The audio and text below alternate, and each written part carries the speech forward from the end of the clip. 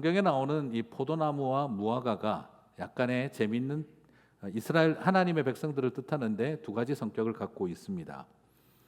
바로 포도나무는 워낙 기르고 재배하기도 어렵고 까다롭기 때문에 1년에 한 번만 열매를 내는 것이라 귀한 열매를 상징할 때는 포도나무를 떠올리고요. 그리고 두 번째로 1년에 자라면 두 번도 열리는 이 무화과는 번식력과 생산력이 좋아서 특별하게 농부가 뭐 잘 신경 쓰지 않아도 무화과는 곳곳에서 잘 자라는 나무 열매이기도 합니다. 그래서 하나님의 백성은 어쩌면 이 죄악된 세상 속에서 아주 희소성을 가진 가치 있는 존재로 포도나무 같은 존재여야 하기도 하고, 동시에 하나님의 백성은 무화과 나무처럼 이 세상에서 가난하든 부유하든 누구나 먹을 수 있는 많은 사람을 먹여 살리는 통로가 되는 존재가 되기도 해야 한다는 것이죠. 그래서 어쩌면 이 두 가지 성격을 다 가지고 있는 거죠. 그래서 하나님 나라 백성은 우리 서보석 목사님 안 계시니까 이렇게 보석 같은 존재이면서도 동시에 콘크리트 블록 같은 존재다 이 말인 거죠. 하나님의 백성들은 보석 같은 존재여야 합니다. 그러면서도 동시에 콘크리트 블록 같아야 된다는 거죠. 화장실을 짓든 창고를 짓든 고급 집을 짓든 어디든지 들어가는 콘크리트 블록같이 보편적이어야 하면서도 보석처럼 구별된 존재가 되는 것. 그래서 표현하자면 하나님의 백성은 아주 고급지면서도 서민적이어야 하고 아주 특별하면서도 평범한 존재라는 것이죠. 포도 같으면서도 무화과 나무 같고 무화과 나무 같으면서도 포도나무 같은 존재가 하나님 백성의 모습이 아니겠나라는 생각이 듭니다. 그래서 이런 표현이 저희 아버지가 자주 쓰시던 표현인데, 너는 나중에 이런 여자를 만나라. 대한통운 스카이 라운지에서 티본 스테이크를 우아하게 썰어 먹을 줄 알면서 남포동 뒷골목 고장마차에서 닭발도 맛있게 먹을 수 있는 여자를 만나라. 그래서 제가 제 아내랑 첫 데이트 집에 닭발은 곤란해서 족발을 먹으러 갔다가 아버지한테 맞을 뻔했습니다. 제가 아무리 그렇다고 해서 그렇지 족발집을 가는 인간이 어디냐 하셨던 기억이 나는데요. 마치 그런 느낌입니다. 모두를 위한 존재이면서 소수를 위한 존재이고, 평범 속에 깃들어 있는 비범함을 가진 존재들이고, 편안한 존재지만 쉽게 대할 수 없는 권위가 있고, 아주 권위적이지 않지만 존경스럽고, 편안한 친구 같으나 기대도 되고 의지해도 될 것 같은 멘토 같은 사람이 되는 것. 어쩌면 성도의 모습은 이렇게 포도나무처럼 귀하면서도 무화과 나무처럼 아주 서민적일 수 있는 두 가지 모습을 다 가진 것이 어쩌면 하나님 나라 백성의 균형 잡힌 모습이 아니겠나 하는 생각을 하게 되어집니다. 자, 그런데 오늘 이런 이야기 속에서 오늘 비유를 보게 되면 조금 그림이 약간 이상해요. 이 배경을 알고 보시면 웬 포도원에 무화과 나무 한 그루 하는 이런 질문이 생기게 됩니다. 사실 오늘 비유를 보면은요, 아주 보편적인 농사 짓는 모습이 아닙니다. 아주 엉뚱하고 생경한 이야기입니다. 농사 짓는 사람들이 본다면 뭐 어쩌려고 이렇게 하는 거야 하는 질문이 생길 만한 이야기죠. 누가복음 13장 6절을 보겠습니다. 같이 읽겠습니다. 이에 비유로 말씀하시되 한 사람이 포도원에 무화과 나무를 심은 것이 있더니 와서 그 열매를 구하였으나 얻지 못한지라. 여러분, 좀 포도원이라 하면 포도나무를 심어야죠. 근데 웬 포도원에 아무데나 심어도 되는 번식력 좋은 무화과 나무를 왜 거기다가 심었을까? 잘 이해가 가지 않습니다. 아무데나 해도 되는데, 농부가 특별히 신경 안 써도 되는데, 그렇게 나라 곳곳에서 잘 자라고 번식 잘하고 생산력 좋은 무화과를 굳이 그 좋은 포도원에다가 심어야 할 이유가 뭐가 있나 하는 질문이 생기죠. 그리고 이 무화과 나무가 보면 많은 무화과 나무를 심은 게 아니라, 우리 한글 번역에는 그냥 뚜렷하지 않지만 영어로 보시면 나오는데 단수형으로 나무 한 그루만 심었다라고 되어 있습니다. 그래서 표준 세번역으로 읽어보면 이렇게 좀 더 상황을 이해하실 수가 있는데요. 같이 보겠습니다. 예수께서는 이런 비유를 말씀하셨다. 어떤 사람이 자기 포도원에다가 무화과 나무를 한 그루 심었는데 그 나무에서 열매를 얻을까 하고 왔으나 찾지 못하였다. 바로 오늘 이 비유는 참 이해가 안 가요. 왜냐 그러면 아니 왜 포도원에 포도나무 다 걷어치우고 무화과를 심어? 그리고 그 넓은 포도원에 무화과를 심으려면 많이 심어야지 왜 한 그루만 심어?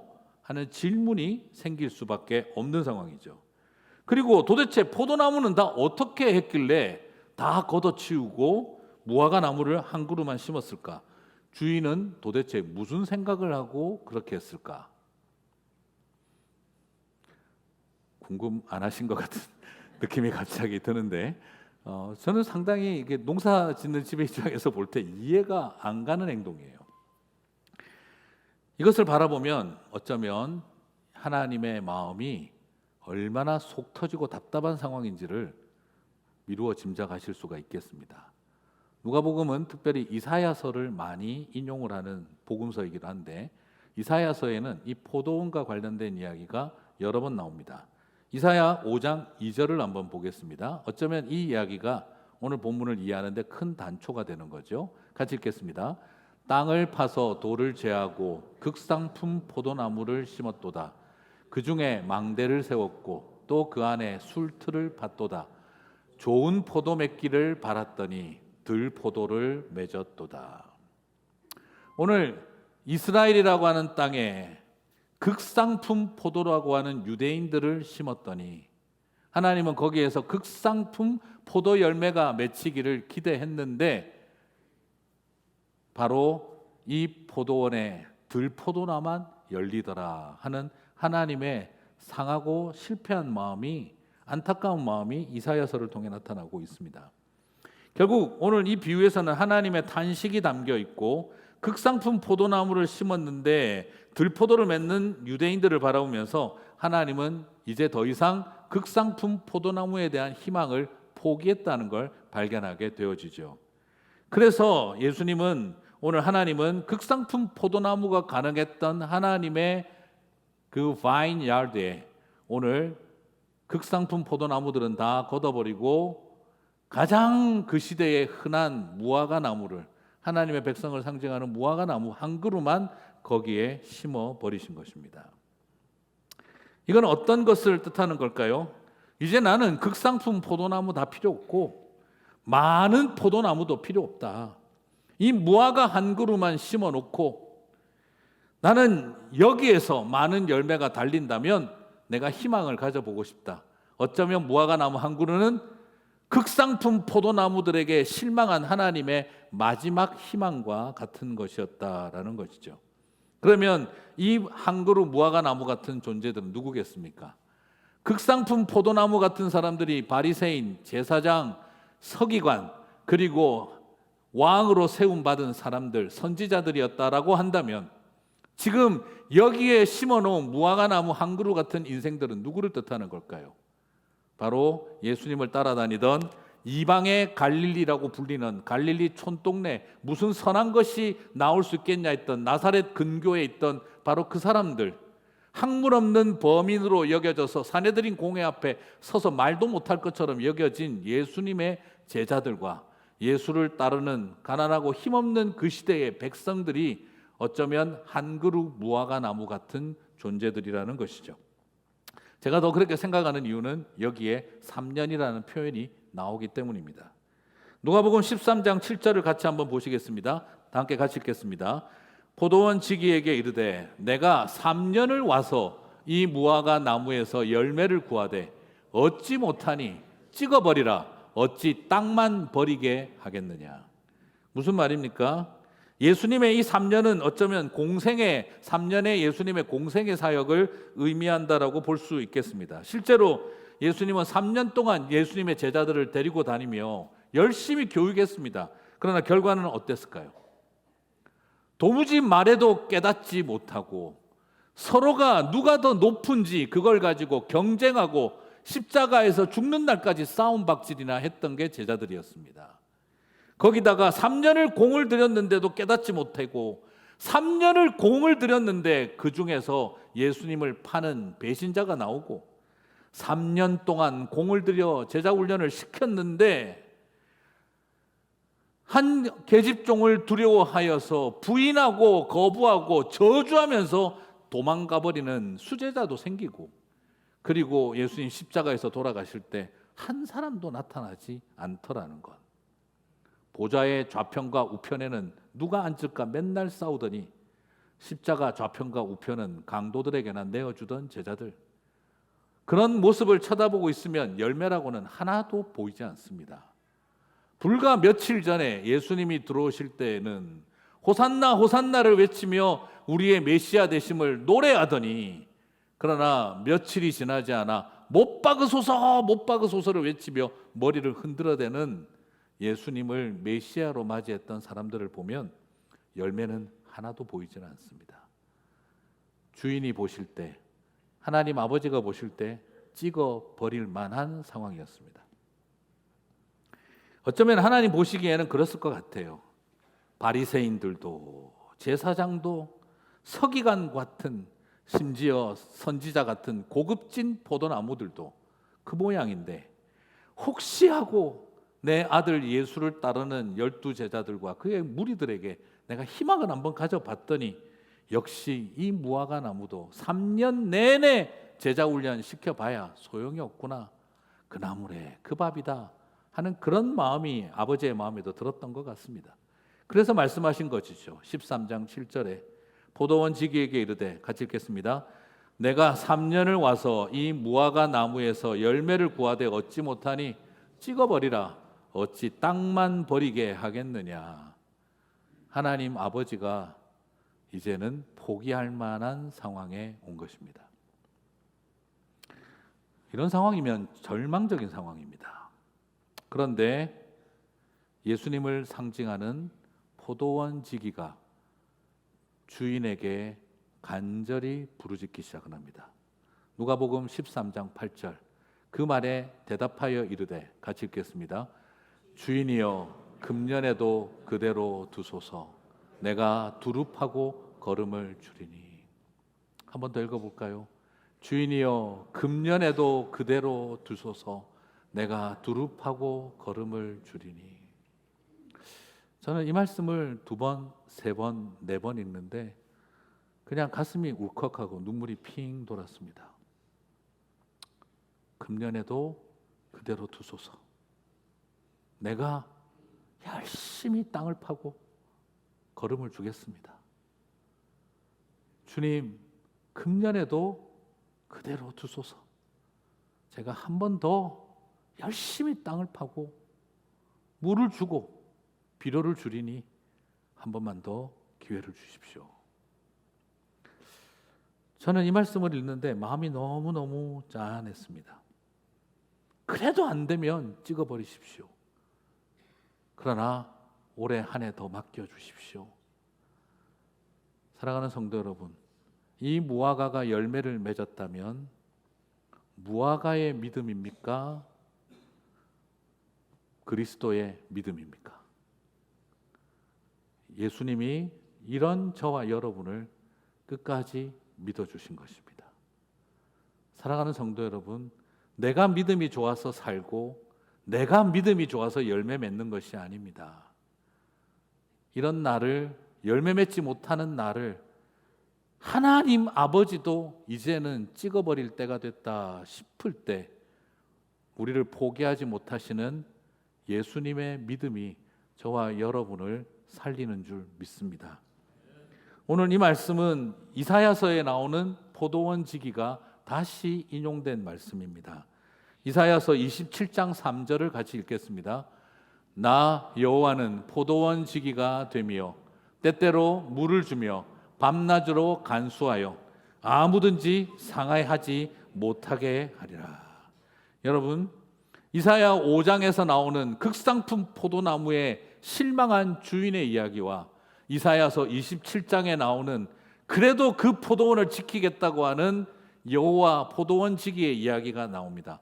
우리는 이를 통해 여호와가 바로 예수님으로 누가복음에서는 나타나고 있는 것을 우리가 보게 되어지고 삼위일체론적 하나님의 관점을 이해할 수가 있겠습니다.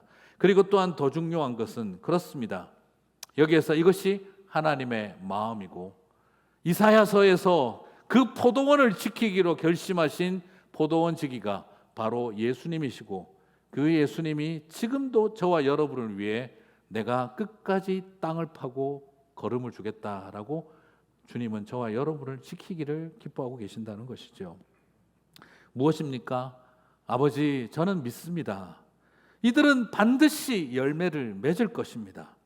극상품 포도나무와 들포도를 맺은 당신의 포도원에서도 이 무화과 나무들이 반드시 극상품 열매를 맺을 날이 올 줄 믿습니다. 제가 땅을 파겠습니다. 제가 더 열심히 땅을 파겠습니다. 제가 더 열심히 비료를 주겠습니다. 1년만 더 주십시오. 1 month please. 1 month, 1 year chance please. 1년만 더 기회를 주십시오. 내가 이 땅에서 더 땅을 파고 걸음을 주겠습니다. 이들은 꼭 열매를 맺을 것입니다.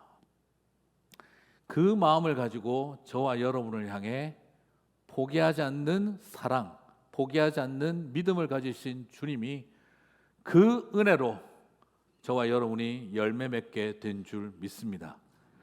사랑하는 성도 여러분, 저는 사실 오늘 이 말씀 묵상하면서 기도를 하는데 계속 눈물이 나더라고요. 주님, 금년에도 그대로 두소서. 여러분, 지금 그 기도가 필요한 사람들 있으시죠?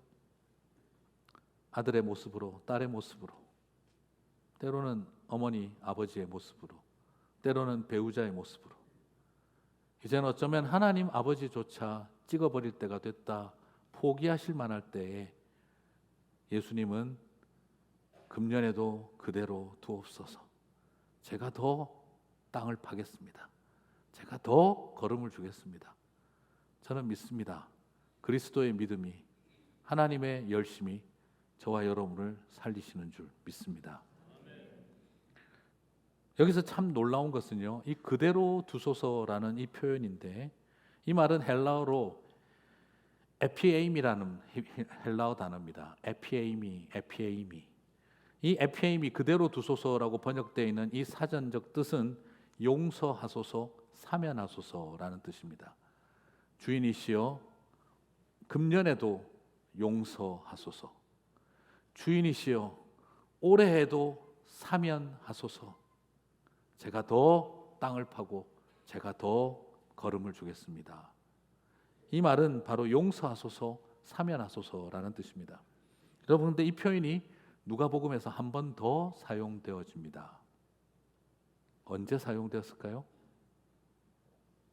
그죠? 느낌이 오시죠? 십자가에서 예수님이 죽으실 때 아버지, 저들을 사하소서. 누가복음 23장 34절 같이 읽겠습니다. 이에 예수께서 이르시되 아버지, 저들을 사하여 주옵소서. 자기들이 하는 것을 알지 못함이니이다. 그들이 그의 옷을 나눠 제비 뽑을세. 예수님을 십자가에 매달고 그의 옷을 제비 뽑으며 머리를 흔들어대고 침을 뱉으며 조롱하고 있을 때 예수님이 십자가에 매어 달려 죽으시면서 하신 말씀입니다. 아버지, 저들을 사하여 주옵소서.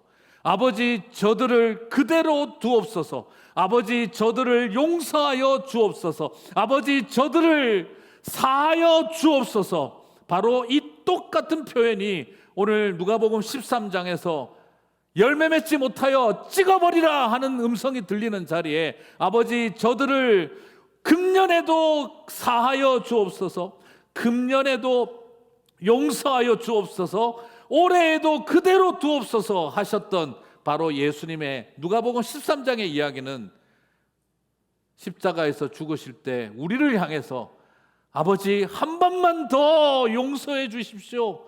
저들이 지금 무슨 짓을 하는지 모르고 있습니다. 아버지, 저들이 무슨 일을 하는지 모르고 있습니다. 한 번만 더 그대로 두십시오. 바로 이 부르짖음을 향한 위안, 예표였고 복선이었던 것입니다.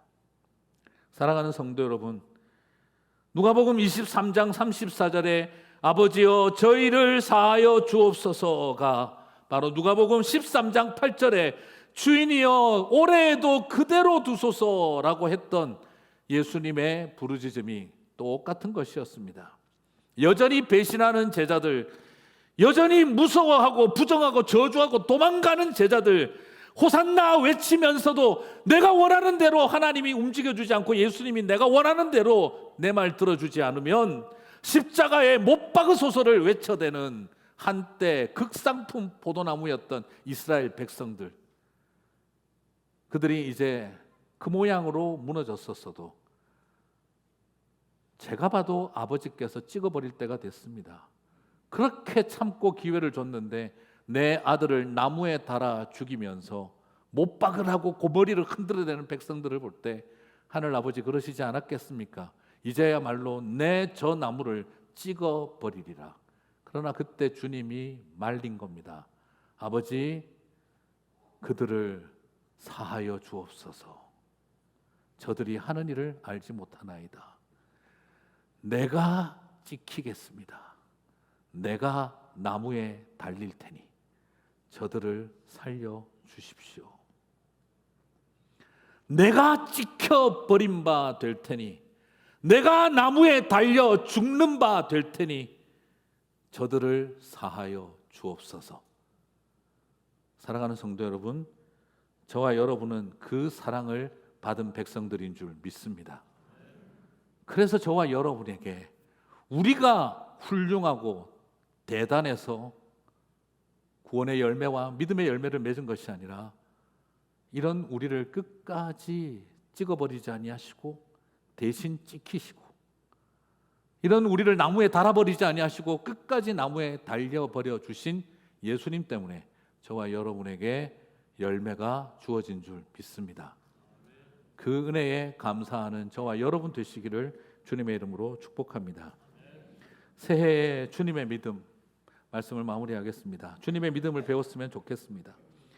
예수님의 중보기도는 어쩌면 하나님 아버지도 포기할 만한 단계에 갔을 때 예수님은 더 저희를 위해 처절하게 중보하신 것을 바라봅니다. 1년만 더, 1 year please, 1 year more please. I trust them, I believe in, I believe. 저는 예수님의 그 믿음이 저와 여러분을 살리셨다고 믿습니다. 저는 교회를 다니면서 행위가 아니라 믿음으로 구원받는다는 감격이 저에게 큰 은혜였습니다. 그리고 어느 순간 더 큰 은혜는 내가 하나님을 잘 믿는 게 아니라 이런 나를 하나님이 여전히 신뢰해 주고 계신다는 것이었습니다. 저는 그것이 제 신앙생활의 가장 큰 충격이었습니다.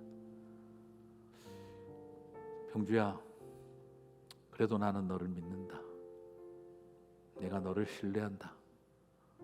그 말 들었을 때 주님, 내가 당신을 믿습니다 했던 고백보다 더 많이 울었던 것 같습니다. 사랑하는 성도 여러분, 우리가 믿음이 대단히 뿌리가 깊어서 신앙생활 잘하고 있는 게 아니라 벌써 찍혔어야 할, 벌써 나무에 달렸어야 할 우리를 주님이 올해만 한 번 더 용서해 주십시오. 한 번 더 사하여 주십시오. 아버지, 저들을 그대로 두시옵소서. 저들이 하는 일을 알지 못하나이다. 내가 지키겠습니다. 내가 달리겠습니다 하셨기 때문에 저와 여러분이 여기에 있는 줄 믿습니다. 주님의 나라에서 2부 때 제가 자꾸 틀려가지고 샤론 머스킷이라고 그랬더니 일론 머스크하고 헷갈리신 것 같다고 저보고 자꾸 놀리셔서, 우리의 인생이 샤인 머스켓 같은 극상품 포도나무 아니라더라도 고급지게 되려고 노력하지 마시고 포도원에 심긴 한 그루 무화과 나무 같음을 감사했으면 좋겠습니다. 극상품 포도나무 다 포기하고 나 같은 인생을 그 포도원에 심어놓고 3년 공을 들여도 열매 맺지 못하는 우리들을 위해 아버지, 금년에도 그대로 두소서. 내가 더 땅 파고 애쓸게요 하시는 주님의 모습이 저와 여러분에게 소망이라는 것. 참 많이 착각했던 것 같습니다. 내가 신앙생활 잘해서 목사도 되고 내가 신앙생활 잘해서 신앙의 열매도 맺고 그러는 줄 다 착각하고 있었던 것이죠. 이런 열매 맺지 못하는 나를 끝까지 기다려주고 믿어주신 주님이 우리에게 소망이었는데 말입니다. 사랑하는 성도 여러분, 우리 2024년 그렇게 은혜에 감사하며 사시게 되기를 축복합니다. 그리고 또한 한 번 더 부탁드립니다. 이런 나를 위해 주님이 중보하여 기도해 주셨던 것처럼 우리도 기도해야 할 사람들이 있습니다.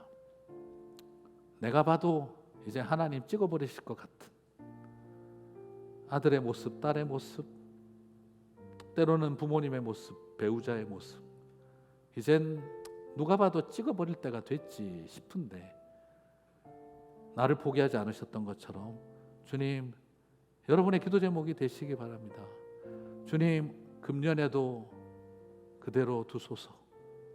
주님, 올해도 사하여 주옵소서. 그렇게 간절히 기도하는 아버지 되시기 바랍니다. 그렇게 간절히 기도하는 어머니 되시기 바랍니다. 그렇게 간절히 기도하는 자녀가 되시기 바랍니다. 그렇게 간절히 기도하는 하나님의 사람, 배우자들이 되시기 바랍니다. 그 마음으로 나아가는 그곳에 하나님의 은혜와 능력이 역사하실 줄 믿습니다. 우리를 붙잡고 계시는 주님, 우리를 결코 놓지 아니하시는 주님, 사망과 어떤 어둠의 권세도 쓰러뜨릴 수 없는 그 사랑, 꺼져가는 등불 같고 그리고 말라버린 갈대 같은 우리를 끝까지 꺾지 않으시는 하나님의 사랑이 2024년 뿌리 깊은 믿음을 갖게 된 저와 여러분의 삶이 될 줄 믿습니다. 그 마음으로 승리하시는 저와 여러분 되시기를 주님의 이름으로 축복합니다.